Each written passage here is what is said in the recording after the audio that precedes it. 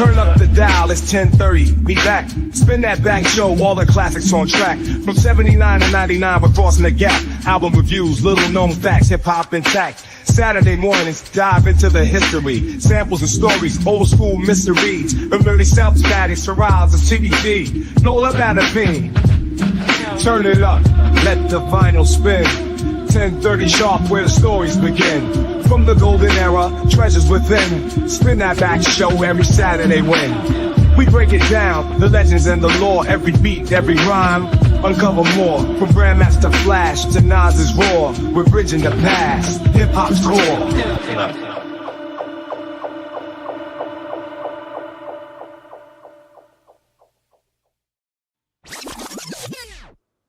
Uh-oh. It's 10:30 on a Saturday. Must be time for the Spin That Back show. What's going on with y'all today? Check this out. We got a special one for y'all. What we do here is Mr. Walk. What's going on with you, brother? I see you in the house. Yeah, he letting it Man, know I'm Mr. feeling Walk good. is in the house. Yeah, you feeling good. You feeling good. Good. Yes, sir. But yes, sir. Good to be back on the show. Yes. Do it. That's right. So what we do on here is 79 from 1979 to 1999, from the inception of recorded hip hop throughout the golden age. So what we're gonna do today is we're gonna be talking about one of the most slept on groups, in my opinion, Ultramagnetic MCs. And the reason why I say the most slept on group is because I slept on them. So I'm gonna just say it like that. So Mr. Nice Guy, what's going on with you, brother? Chilling. You know, happy to be here talking about one of my favorite groups of all times. You know, not only were they inspirational to me, but you know, De La Soul is on the record always talking about that Ultramagnetic was one of the most influential, you know, groups on them. So that's who these people are. These people inspired De La. That in itself is like, you know, legendary. But, you know, the fact of the matter is these cats inspired a lot of people. They did a lot of work before, you know, they even got to that classic album, Critical Beatdown. Yes, sir. Definitely one of the most unique groups ever conceived in hip hop. And this was during that era when all groups were original, but they stood out and they broke ground with and set trends. Like a lot of rappers, even from today, have copied Kool Keith methods. Like, come on now, ODB. Come on now. Kanye, bitch ass, dude. Come on now. What you doing on that? Let's get into it. Let's go. Me and El Pooh was literally just talking about that. Same thing. ODB. Man, big influence from Kool Keith. Yeah. Kool Keith influenced a lot of cats. You're right about that. Yes. And he's still dropping music. And has dropped a whole lot of music with a lot of cats over the years. Just to let y'all know, Kool Keith can't be slept on. One thing I can say about him I was listening to it last night. Carpenter's Galaxy Thought. That was this year. Yeah, salute.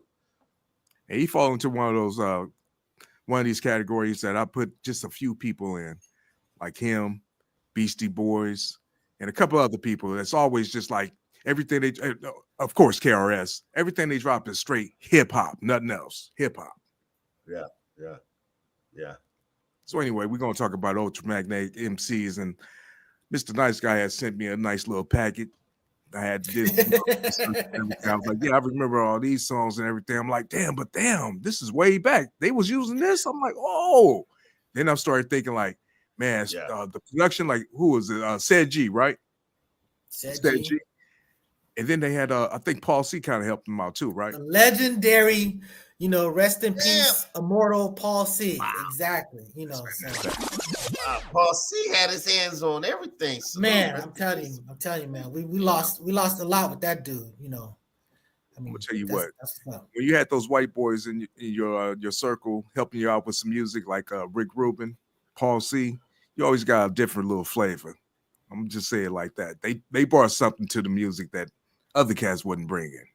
That's from my perspective. Hey, I was listening. I was listening to an interview with Said G And that was a time and Cool Keith. before rappers.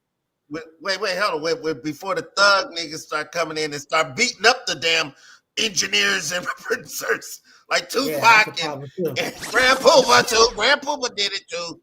Beat up the damn engineers. Like, damn, the white boy just trying to do his. Rewind the tape before back.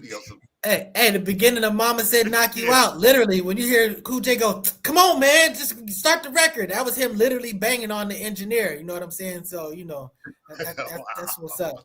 But, you know, in that interview that I was listening to last night with Said G talking about how him and Paul C, you know, they had mastered the drum machine, you know, these way early in you know, in the early days and stuff like that, and you had limited time, you know, sample time and stuff like that. So, you know, whether you're working with 1.5 seconds or 3 seconds, you know, you had to do miracle work because you basically have to speed stuff up, chop it, and slow it down, and you just create something completely different. So they literally had like a 2-year jump on most people. So they knew special things. So he taught Paul C some things and Paul C taught him some things, but you know, that's getting a little ahead of ourselves. Let's talk about the beginning of these cats. You know, these cats come out of I think they come out of from Bronx.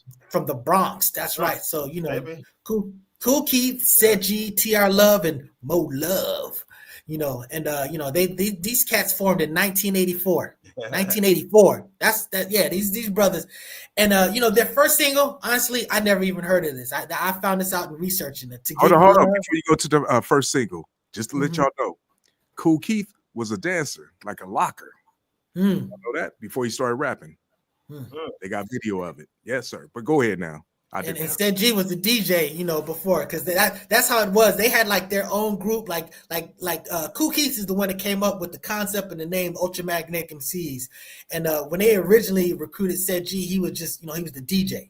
But you know how it is. You create a group. Some people leave the group, some people join the group, and you know there's all type of machinations. Some people evolve from this position to the next position, and ultimately you get to the four that we know. And at some later point, you know, we'll talk about it. You know, Mr. Tim Dog, you know, rest in peace.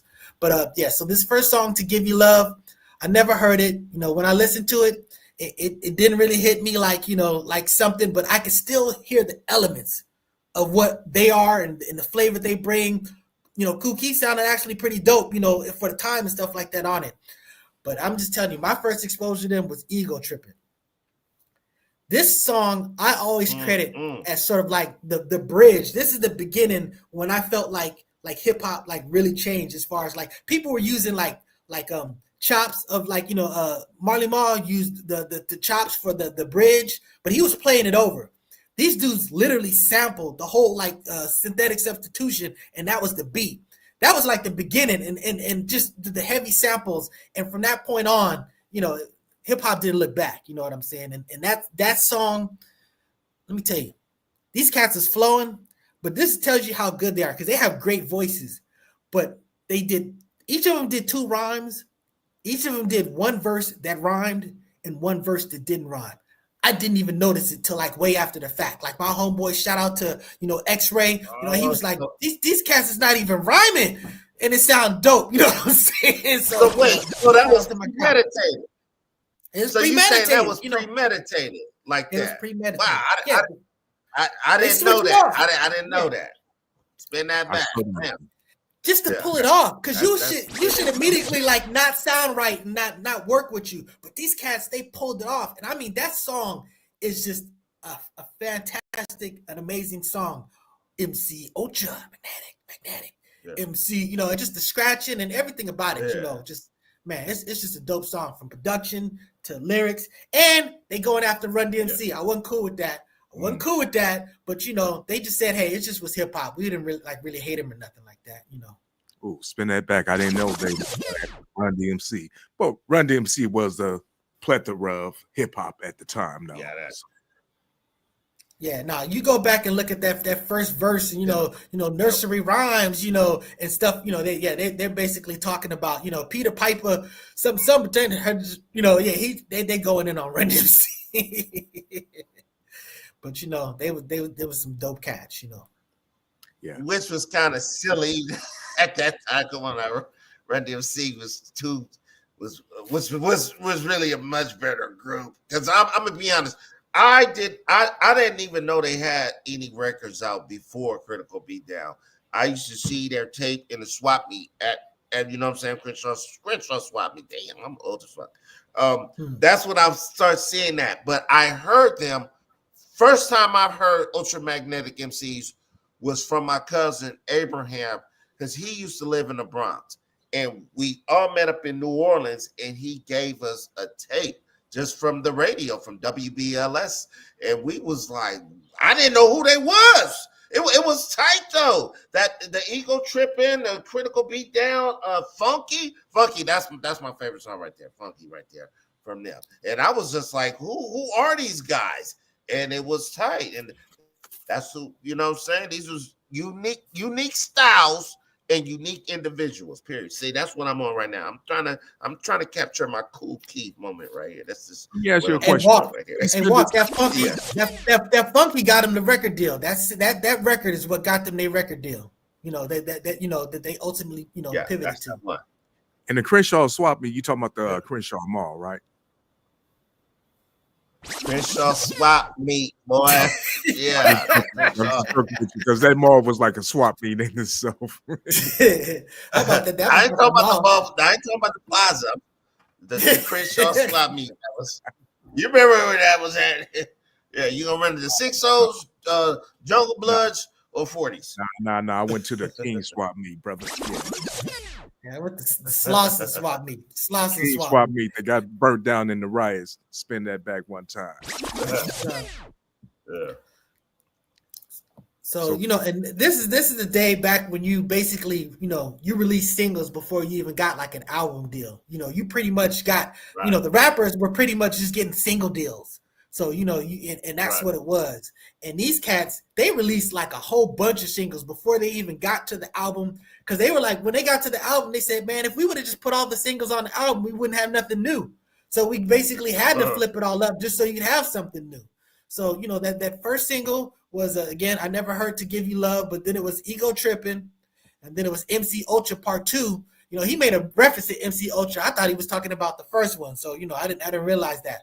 But Mentally Mad, this is me and Brick Wall's joint, man. We used to love this. This is them doing like the noise in the background, sort of like PE type situation. Like they were arguing. They're saying that like PE kind of got that from them. So they were both doing that stuff at the same time. You know, they even sampled PE's, you know, Bring the Noise, you know, with Flavor stuff like that. They were like, we was the first one to use this, but you know what? We're going to actually sample their record to flip it to something else. So, you know, it was all love, you know, but that's what they did. But, and then the last single was traveling at the speed of thought.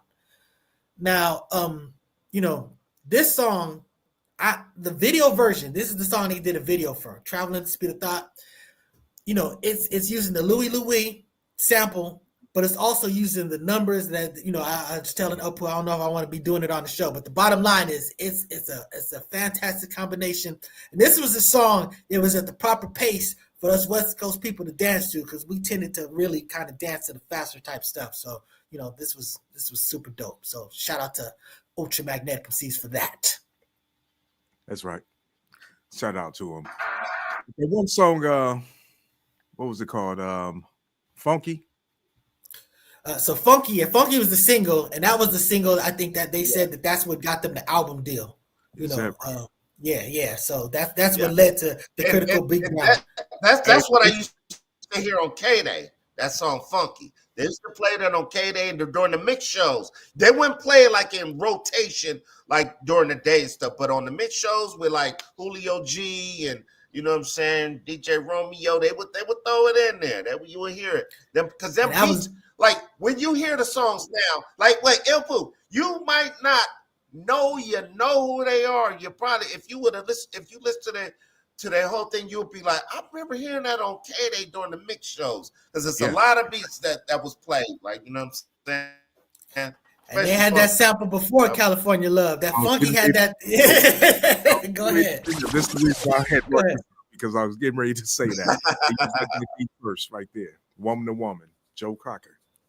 And they did a lot of first things. They were the first rappers to use synthetic substitution, on vinyl. So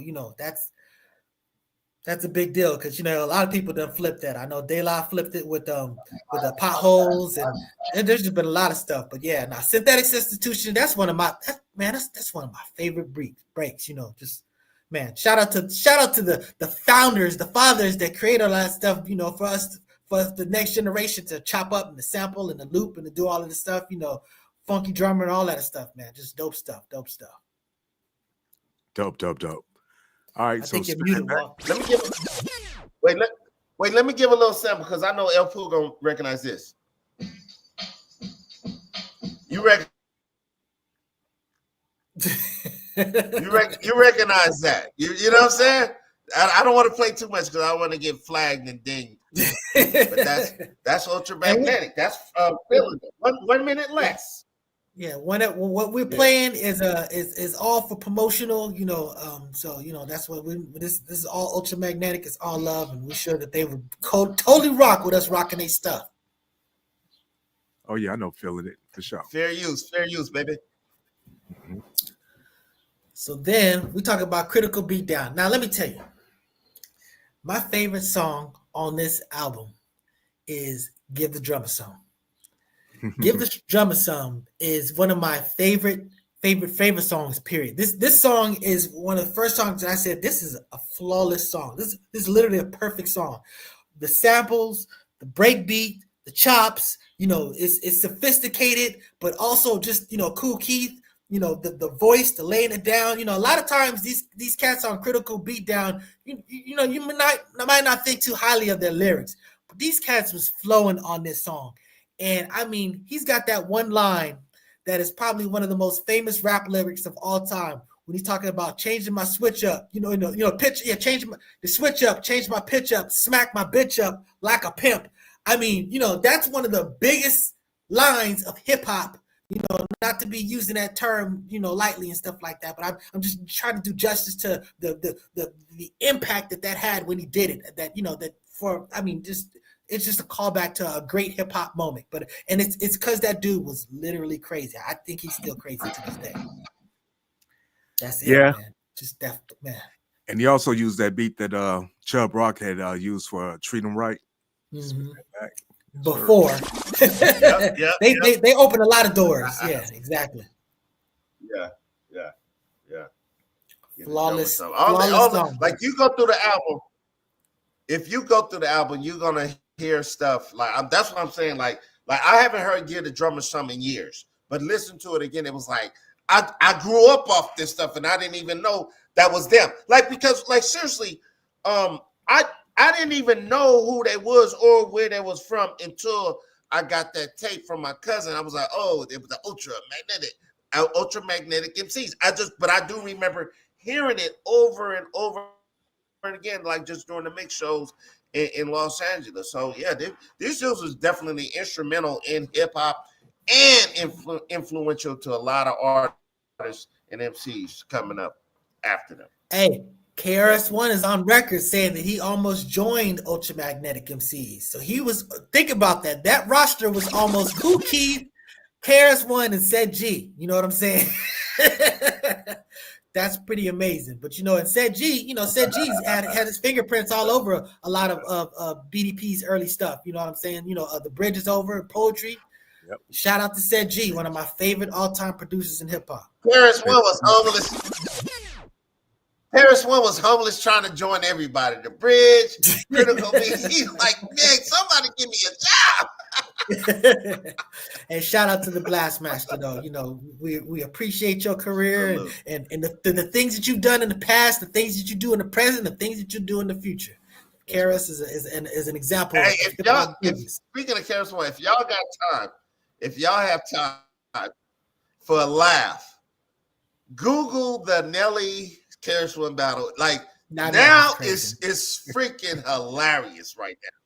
It's hilarious. It was hilarious. It's crazy.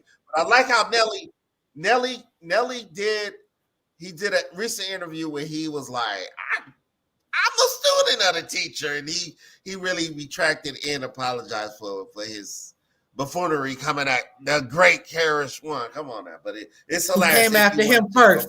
Who came after him first? By the way, that was purely a case. He knew damn well that Nelly wasn't talking about him. He did exactly what he did when he went after Sham. He's like, this is gonna be a marketing ploy for me. Hey, tell the truth. KRS was a troll. He was. Before 50. Before 50. Yeah. Number one. But back to Ultramagnetic MCs. So Ultramagnetic MCs. Now, I'm just give shout out to my brother Leroy. You know, me and him used to bump the crap out of this Critical Beatdown album. And we used to always talk about how the beats is dope, but the lyrics is trash. And, you know, and it's like, I won't say that their lyrics was trash. It's just that he felt like he was just freestyling. Like, you knew that, like, ODB, he was going into the studio not knowing what the hell he was going to say. You know, he just kind of did it and it played out and he pulled it off. And you could just feel that's a lot of, it felt like that's what's going on with Kool Keith. Because, I mean, outside of ego tripping, they were kind of all over the place. But Give the Drummer Drum was much more conventional. Yeah. But I'm just telling you, notwithstanding where they were saying lyrically and just doing stuff like, you know, I'm back and him, you know, crazy stuff. But they delivered it. They both had really dope voices. You know what I'm saying? So, you know, they had dope voices and cadences. Yeah. You know, that's what was up. I got you pissing in your pants. And they was all over the place. And like, to me, that rap style was like kind of trash. It's like if I rhyme something and then I'm bumping the music. Like, I used to hate that type of, like, you run on sentences, then you stop there to go to the next bar. I used to hate that type of rapping. And that's the type of rapping they did, but they made it work because it was unconventional, but it was sort of like their style. You feel what I'm saying? It was like their style, and that's how they did it. And that was kind of unique. That was them. And then, you know what I'm saying? Yeah. But I'm gonna say this. I gotta say this. I'm on my nice guy shit right now. I'm sorry. That music did not age well. Like, listening to it now, like some of their stuff. Oh my God, it was some hard research I was doing for the last few days. It was hard research, man, to listen to. Like, I'm talking about from Critical Beatdown. That's perfection. But the other stuff after that, oh my Lord, that was tough to listen to. Dude. Oh no, man! I definitely heard some dope things. Not all old school rap is good rap, bro. Hey, no, bro. We're gonna get to it. I'm just gonna preview. There's a song they did called Papa Large. I'm sorry, man. I'll hold that. I will put that song up against any song in the history of rap. You know what I'm saying? But we'll come back to that. But let's continue talking about the Critical Beatdown. Okay, what's the next song on there that you want to go to? Because I'm not even up on it. Okay, so let me pull up the discography right here. So Critical Beatdown. So the first one you said is okay, so that's the 2004 original. So it's Watch Me Now. First off, starts off with Watch. The Ease Back was the second song. First song was Watch Me Now. Oh yeah, Watch Me Now. Yeah. Feel the groove, you know, yeah. So, you know, and again, these dudes was using dun, dun, dun, dun, dun, dun. These are the OG hip hop beat breaks, you know what I'm saying, that they're bringing to it. So, you know, that's what's up. You know, it was dope. But then it goes beat. I think they was one of the first ones to use that. The drum line from Stray Eye Compton, just to let y'all know. Yeah, exactly. So they're the ones. They broke a lot of beat break cherries as far as vinyl is concerned. But, you know, then we get to your song Ease Back, you know. Dun, dun, dun, dun, Ease Back. So yeah, so that was a Kool Keith kind of going off and doing his thing, kind of crazy stuff. Yeah, there goes Watch Me Now. This song is banging. I'm the ultimate Thrum Imperial. I'm better, but some don't believe me though. I mean, it came off as trash, but it was comical. But you know what? They pulled it off. In retrospect, I give it a lot more appreciation than maybe I gave it at the time. I still think that album is one of the greatest hip hop albums of all time. I really do. Critical Beatdown is on the top of my platform of hip hop albums. But you know, I did feel that way about them. And I still look back at this greatness. Watch this greatness, though. Watch this greatness. What year was that? What year is that? And what else came 88. out that year? All originals, all original styles. You had Karis One, you had LL Cool J. That's when he came with the going back to Cali and Jack the Ripper. And come on, man, that Big Daddy Kane, everybody. That year, 87, 88. Come on, that's like the golden era, EPMD. Everything was unique. Now you turn on the radio, everybody sound like Lil Baby or whoever, Baby Papa, whatever the fuck they call right now. So, man, just salute, man. You gotta be original. Nobody was biting nobody's style, man. Everybody was like, we doing our own shit over here. So they were definitely. Go ahead. Even if they was using the same samples, it always came out differently and creative. They chopped it and flipped it differently. He talked about it. He said that there was a time when they were when Ultramagnetic was first a group. They were doing like sort of like a lot of stuff. The music was played and stuff like that because that the original those earlier times like Houdini, a lot of that stuff. They had musicians doing stuff like that. But he talked about then. He said that when MC Shan when they dropped the bridge, he said that's when it changed. And that's when, he's like, that's when you need me. We're going to sample, we're going to chop it up. So that was inspirational. So that was Marley Marl putting it down and having that impact, as well. So, shout out to Shannon Marley Marl. But back to this Ultramagnetic album. So then he has Ego Trippin', the MC Ultra remix. It's literally just like maybe the first two verses on the song before it goes into Mo Love's Thing, which is another one of those DJ songs. Mo Love did some pretty decent DJ songs for DJ songs, you know what I'm saying? It wasn't ain't no Chinese arithmetic on none of these Ultramagnetic albums, So, Then we got Kool Keith's House and Things. That's when he basically used the same sample that Big Daddy Kane used for Wrath of Cain. Mm-hmm. Just flipped it, and doing the crazy stuff. You on Ease Back? Which song are you on right now? Ease Back was the one I think where he did that with the go. That was the one where they used the PE. They literally used the PE. Yeah. They said they used the original sample themselves before. Yeah. But they did flip it in a different way. Mm-hmm. Like, listen. You know what I'm saying? It's flipped a little different, just a little different, and they didn't use the exact same beat, but that'll Rebel Without a Pulse. That was the sample, yeah. But they used a different drum line, Yeah, definitely. But back then it was like you do anything similar. It's, he biting my chef. He bite. That's how LL Cool J and MC Shan would rock the bells. The original version, MC Shan was like, "Man, you stole my beat." But yeah, the doper version. The doper version. There's a lot of people I'm still looking for that. I can't find it. I send it to you. I send you the 12-inch, the original. Yeah, I'll send that to you. But the original Rock the Bells, the percussion one. Yeah. Nah, because there's some people that argue. Shout out to my brother Leroy. Yeah. He actually liked the one on the album. Preacher, amateur teacher. Yeah, he was going on. He just That dude, LL, and it's just all one ridiculous long verse. He just murdered that. You know what I'm saying? But so back to Critical Beatdown. So then that was Kool Keith's House and Things. And Traveling at the Speed of Thought. So that's what I was talking about. They have a remix on this album. I'm not a fan of the version that's on the album, but I like the version that they did the video for. That's the version that I suggest you go get. Which one? Traveling at the Speed of Thought. So I don't rock with the one that's on the album. I rock the one that they did the video to. So I'm gonna drop all these links in the comments after the show and stuff like that, so you can go check out this stuff. But so then that was then Feeling It, Feeling It.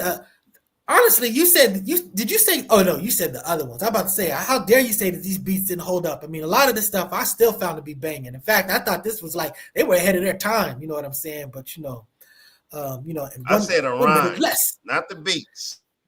Oh, the rhymes, yeah, no. We agree. The rhymes was arguably trash. You know what I'm saying? Just because they were, it sounded like they were freestyling. I mean, back then it was like. Yeah, but it sounds like I don't know if y'all heard Big Boy when he be doing the the skits when he do like the old school MC, like, yeah, Oh. I'm going to the hotel, back in the motel, rock. That's what it sounds like now, though. But back then, it was butter. See, that's what I'm saying. Back then, we literally were saying that, this is a banging ass album, dope beats, rhymes is trash. We were saying that at the time. I was saying that with the exception of a few songs like Ego Tripping, you could tell they brought their A game. That Ego Tripping told you that them dudes could really spit. And it wasn't just a function of creating complex lyrics, that they could actually deliver and fool you to not even noticing that these dudes weren't even rhyming for two whole verses. You know what I'm saying? It's just, it's ridiculous. But yo, them cats. Right. And you know what? I felt like when we had the big freestyle renaissance, like in the West Coast and stuff like that, a lot of people were basically drawn off of a Kool Keith style. A lot of that stuff was just being wild and doing stuff in front of the crowd and getting reaction, basically doing Kool Keith stuff. So it's, he was a father of many styles, But Ain't It Good to You? Now, Funky remix, again, I like the Funky from the single, the version that Walker was talking about. Not a terrible big fan of the version that's on this album, but it's still dope. But to me, that single Funky, that's an amazing song. I ended up doing it. I did a song literally just taking the instrumental and rapping over that one. But then we get a drummer song. That's my joint. It's literally a perfect song. It's funny. I'm looking at the breakdown. It says Paul C did it. So I don't know how much said he had to play, but man, that's it right there. I'm just telling you that you wanted a prime example of one of the great hip hop songs, of something that just captured that era, something that captured producers just really sequencing and layering and just taking something from the old and making something completely new of it. This is one of the greatest examples because it all came together like Voltron, like ridiculously. Yeah, it was flawless production. That's one thing I can say. Right. Lyrics, man, they was all right. On Get a Drummer Stuff, man. I don't know, man. He kind of delivered, man. Both of them kind of delivered. This is one of those exceptional ones, but I agree. Rhyming wise, check this out. Go ahead. So he said, check this out. For any rapper who intends to wear troops and step on my path, I'm willing. You know what I'm saying? No, I don't want to do too much. He said, looking out to smack my bitch up. Yeah, but then he started talking about, looking out the window. Your girl say, where Kool Keith go? It's crazy, bugging type stuff. So it wasn't conventional, killing the rhymes, but it was really entertaining rhymes. You know what I'm saying? So that's how they pulled it off as far as, sort of like a Nice and Smooth. I remember Greg Nice saying that, look, I do simple rhymes because they're fun. He's like, people have fun saying my rhymes, so that's why I do it like that. Smooth B was more of a lyrical dude, you know what I'm saying? But Greg Nice was like, Rickety Rocket was my favorite cartoon. After the marriage, the honeymoon. You know what I'm saying? It's kind of wild stuff, but he was still delivering it. So he was still rapping well. He wasn't necessarily doing great lyrics. Orca was a great big whale. Exactly. It's just, you won't tell. I won't tell. And again, you talk about hip hop junkies. To me, one of my favorite hip hop songs of all time, using flipping the Partridge Family. You know what I'm saying? That song, that's just classic. But back to these cats, Break North. That was the first time I heard the term Break North. You know what I'm saying? That was like a big, East Coast thing, telling people you need to break north. You know what I'm saying? But and then Critical Beatdown, which is the title song. But I mean, these songs, you just got to play it out. When I Burn, Said G, Delta Force. That's and Said G, he had that real dope voice. Said G, champion. It's just and it's funny because Walk, you talk about that hurrah. I definitely felt like they did it worse, on the later stuff. You know what I'm saying? Like Said G. We'll talk about those other albums. I felt like he might have overcompensated a little bit on those, but this album is still a masterpiece. You know what I'm saying? So that's Critical Breakdown, one of the greatest hip hop joints ever. And then one of the singles that he dropped after that was a chorus line. Now this is when they brought in Tim Dog. This beat is dope. I mean, this is, You just got to check it out. You know what I'm saying? They used some of it. They took some of it to ultimately do F Compton, which was, you know, a terrible decision. And at that you know, that one, they use the samples, and it's like a lot of those samples. You be like, oh, that's that. These cats, their discography, their crates were massive. You know what I'm saying? So they flipped it all, and you couldn't do this stuff now; it'd just be too expensive. But yes, sir. And this the main bass line on here is James Brown's song called "Can I Get Some Help," which was used on a whole lot of songs. One of the most popular ones was Ghetto Heaven by damn, what was the name of that damn group? I forgot the name of the group. A Family Stand. Yeah, Ghetto Heaven, the remix. Do do do do do do do do do do do. That shit is funky. Yeah, so yeah, no, they pulled that off. So, and this is, like I said, this was Tim Dogg's debut, and also they ultimately, you know, they borrowed some of it to do the F Compton. Now that was not an Ultramagnetic song. That was a Tim Dog song that he did strictly just to, you know, create buzz. It was an extremely dangerous thing to do because, you know, Tupac saved his life once, you know, up in Oakland, because some Compton dudes was waiting for him after the show, and you know, he went and rallied the troops and got like a brigade to deliver him safely out of that type of situation. But you know, hey, rest in peace, Tim Dog and Tupac. Yeah, rest in peace. Both of those. Hey, I remember they used to have those celebrity boxing times. Oh, here on the West Coast. Yeah. I'm sure he did. Hey, you know, they had the rap celebrity rap boxing matches. So you had Bumpy Knuckles. I remember I forgot who it was, but they like the rappers would have you know, these just sort of like celebrity boxing matches. Yeah, like Willie D and Melly Mel. Yeah, exactly. So Tim Dog was supposed to have a match. Willie D. Tim Dog was supposed to have a fight with somebody, I guess, from Compton, whatever, you know, for that, and he didn't show up. And the dude who stood in for him was a Bumpy Knuckles. What's his name? You know what I'm talking about. I can't forget. Freddie Fox. Freddie Fox. So Freddie Fox just to make sure that this video didn't get messed up, he just showed up live and just stepped in. And before he did, he said, people that make songs like F Compton should be here, you know.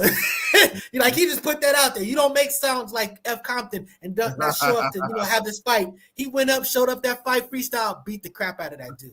Freddie Fox. It was one of them ones.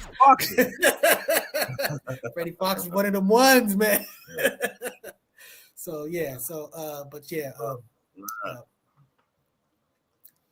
Back to, he couldn't rap worth of shit, but he can fight. No, man. Freddie Fox had some dope rhymes, man. He did. He said some stuff. He was the dude that Marley Marl was supposed to be working with when he ended up working with Rakim for, you know, Eric to be his president. He was supposed to be bringing Freddie Fox, and Freddie Fox just, you know, just didn't show up. Name one Freddie Fox song. Name one. Oh, I'm just telling you. Freddie Fox song. I'm just telling you, I'll post them here, just because I don't name them. I got two features for you: the Militia from dope, yeah, remix, and he on Money in the Bank from no, trust me, he's got some joints, so you know that's for real. So then we go from there. See, Critical Beatdown, a chorus line. So then it's the Funk Your Head Up album. Now, maybe this is where Walk was talking about the lyrics.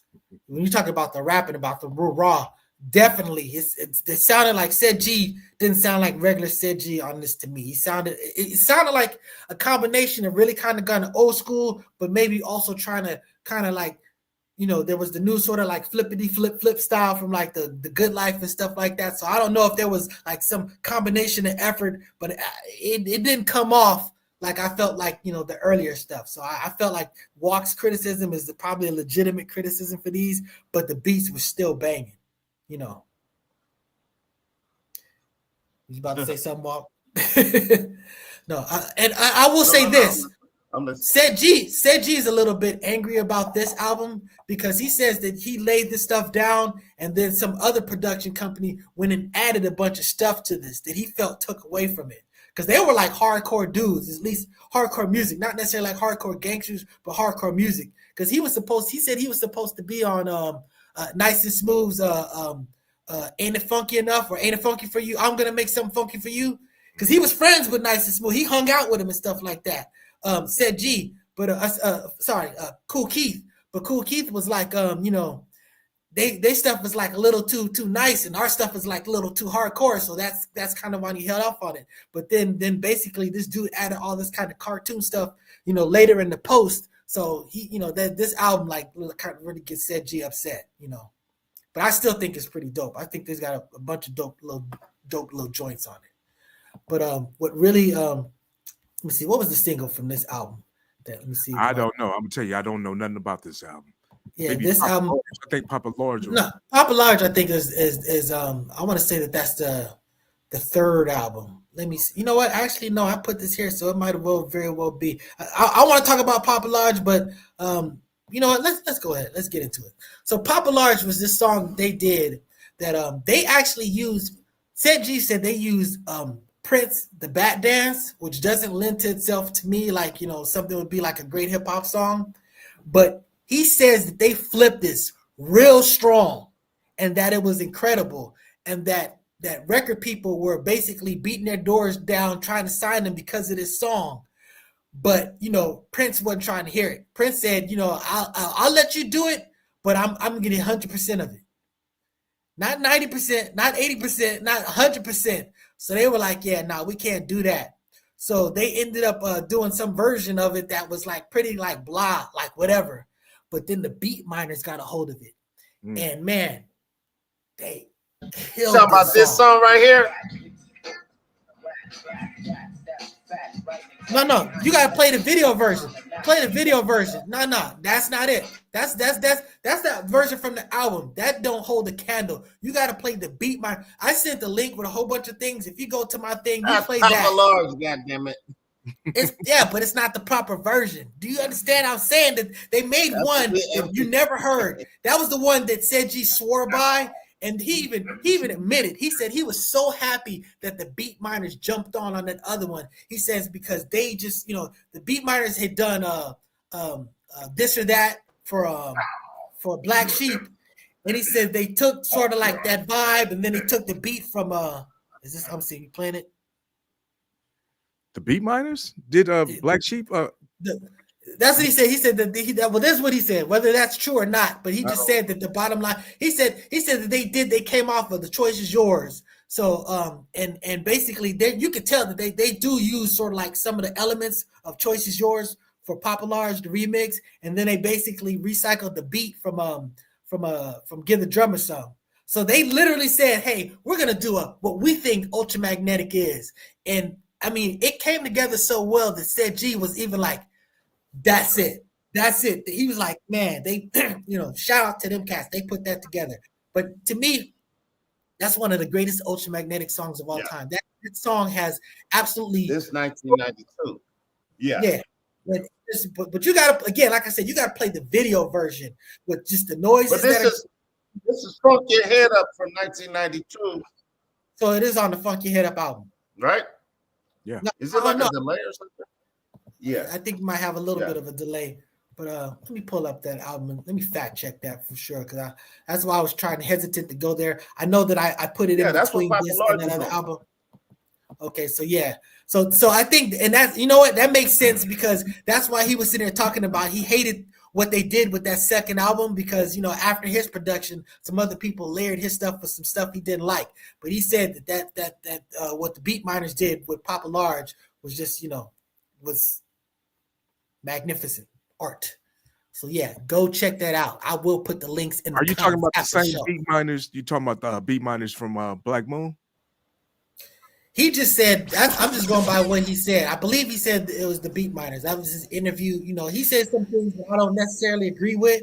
Like, for example, he talked about how he when he's a person that believes that Scott LaRock was killed by the record label because he was about to break loose or something like that.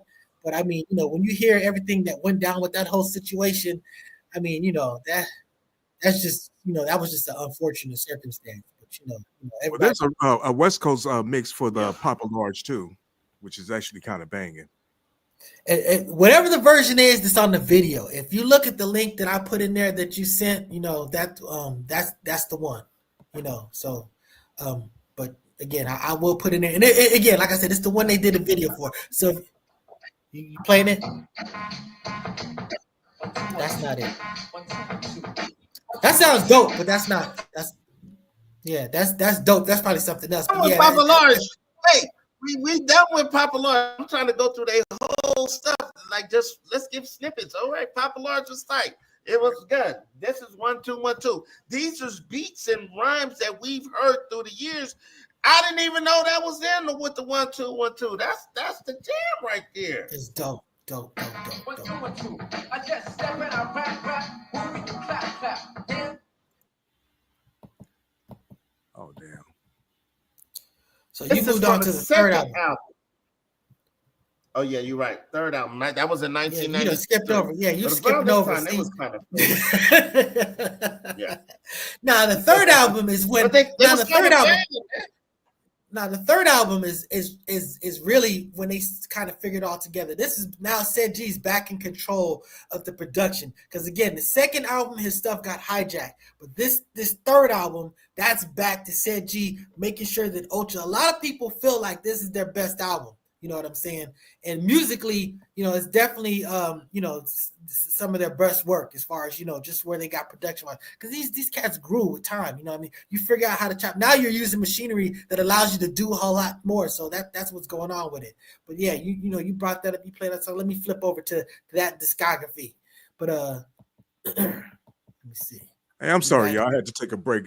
Just don't trust the weather people at all, man. They don't know what the hell they talking about. I don't give a fuck if this. I don't care what it is. They just said if it's gonna stop raining, and it's raining like a mug out. Hey, that's my struggles here. I'm now here in the shed. I got the wires going on. Hopefully, I don't get electrocuted and stuff like that. So yeah, thanks a lot, weather. But honestly, we need the rain. We need the rain out here, so I can't really trip too much. It's inconvenient for me, but that's what's up. So yeah. Anyway, so I will say that second album that had some joints on there. It may not be to Said G's liking. It definitely was to my liking. But let's flip over to the Four Horsemen. Now the Four Horsemen. That's when they really talked about when Tim Dog was fully a part of the group and kind of doing his thing. And that was that whole situation with Coolio that beef that I had was because they.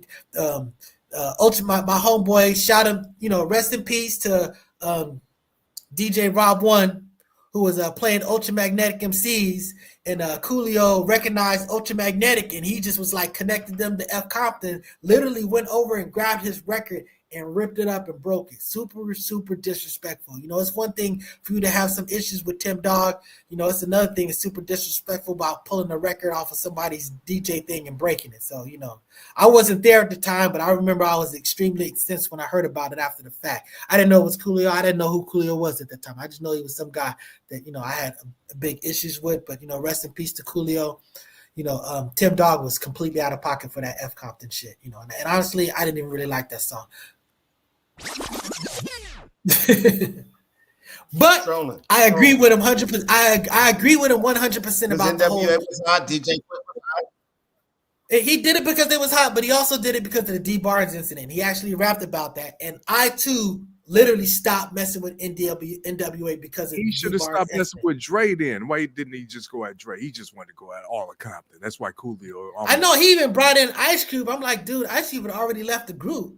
You know what I'm saying? Stolen. Yeah. But life threatening. But yeah. So all right. So back now to this the Four Horsemen. Let me pull up the discography so I can see exactly what I'm talking about. Yeah, I will sleep on this album too, y'all. So just let you know. So. Hey, I mean, and it's like there were these rhymes. I only heard like some of these albums, like when you go to Funk Your Head Up and the Four Horsemen, only heard these albums, these songs probably a few times, because this is during the time where I was heavily making my own stuff, and I really wasn't trying to be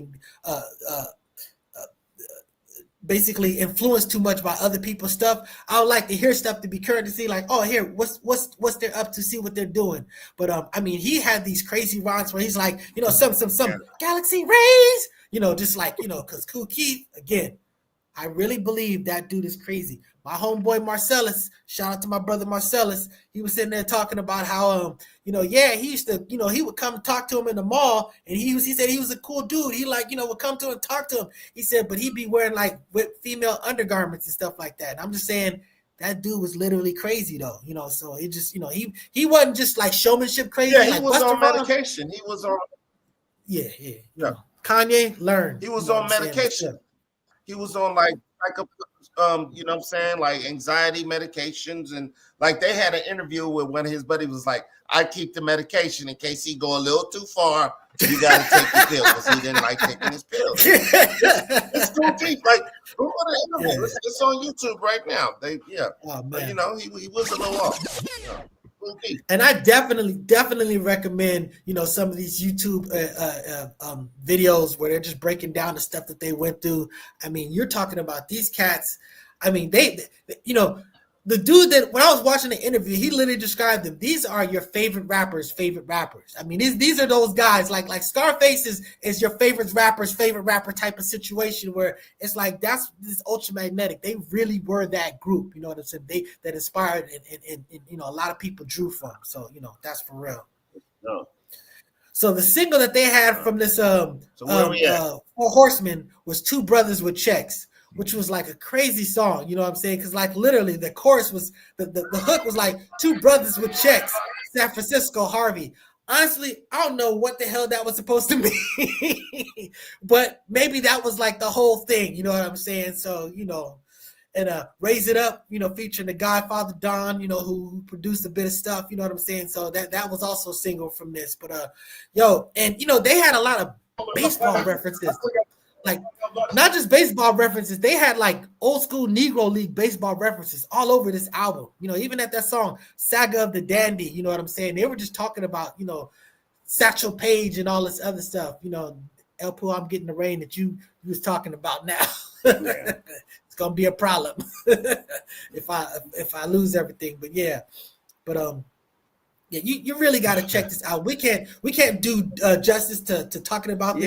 Yeah, this is the one with that 1-2-1-2, that 1-2-1-2. Definitely, you know, Joe Black, you know, Big Booty, you know, and they had these songs that were, you know, not just hardcore like going off songs. Again, when I talk about hardcore with Ultramagnetic, it's music hardcore, not like NWA, like, you know, vulgar hardcore, you know, no knock on NWA, but just to clarify, yeah, it's just dope ass stuff. It is raining cats and dogs right now, you know what I'm saying? But but these cats were everything. And again, I think that they were fathers of the freestyling that was ultimately like a big craze during the early, you know, Good Life days and ultimately the Project Blows and stuff like that. Because, you know, it was the showmanship angle. You talk about the you called him the Big Baby Jesus, the ODB. ODB was a character, and Kool Keith was that character before ODB. So that's what's up. Go check that stuff out, man. He was Legends. Anyway, go ahead.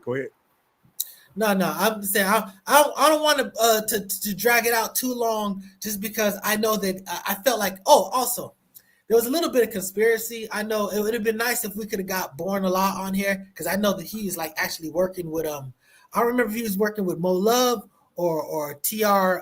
I'm sorry, there was the two cats, the DJ cats, you know, for producers from the group, and I know one of them was like, you know, said G was taking a whole lot more credit from stuff that he actually did. And honestly, a lot of these people say stuff like that, but you know, it's kind of disrespectful to the, you know, like with Marley Marl, they're talking about, all you were doing is looping it, but you know, no, brother, I understand that you brought this record to him, but you know, there's something to be said about his sequencing, there's something to say about his chopping. You know, Marley Marl will talk about ghost notes. You know, there's things that you do as a producer that are bigger than the fact that, you know, okay, I'm just looping this sample. So I always hold on, let alone recording and mixing. Come on. Yes, that's a whole nother issue. That's why when people say stuff like that, I'm just kind of hesitant. I understand why they feel like about that, but you know, the fact that he was in the room when all of these things went down makes me think that he deserves some type of credit. You know what I'm saying? And he knows what he's talking about. You know, it's like this. You want to make a spaghetti. You got the meat and the ingredients and everything. I got the equipment. I got the pots, the pans and everything. I'm going to put it all together and mix it up and make it right and everything, cook it and everything. So who did what? You bought the ingredients, but I actually hooked it up. So that's what that is. So, and the other dude I was talking about, so it's TR Love. So I don't know if it was TR Love or Mo Love that Born Law was working with, that, you know, he probably has some information about that stuff. But I know that Mo Love released like a basement tapes, because again, these cats was performing. They was doing stuff. You know, we may not, you know, us on the West Coast, we may not have been getting what all the work that they were putting in before the stuff got to us, but they had tons of product. So, you know, he's like releasing some of this unreleased product and stuff like that. So, you know, he did the basement tapes and stuff like that. So, I mean, they just have a lot of product. So, you know, I'm just saying, these cats, they did some special things. So go check it out. I'm going to put these links in there. So when you go to the comments, it's going to take me a little bit, but, you know, I'm going to copy them and post them in the links, and then you'll be able to hear exactly what we're talking about. And you don't have to take our words for it. Salute to Ultramagnetic. That's right. Salute. With that being said, Salute. That's it for this weekend for the Spin That Back show. We won't be on next weekend. I got things to do. Sometimes I got things to do from it. My name is Pooh. I'll be back at you. Anyway, Mr. Nice Guy, I thank you for being here. Mr. Walker, co-founder of the show. Thanks for being back, brother. Hope you be back. Give him his credit. He wants his credit. So anyway, join us next time after the Focus Up show, Saturday, 9 a.m. Then catch us 10:30 next Saturday. Next Saturday, actually, Saturday after next Saturday. Next Saturday, catch us on, what is it called? Politically incorrect. Actually, still next won't be available, so we won't have mutant politics either. We might do objective deconstruction with Mr. Nice Guy and Afro agnostics. We're going to talk about it, but whatever it is, it's scared walk.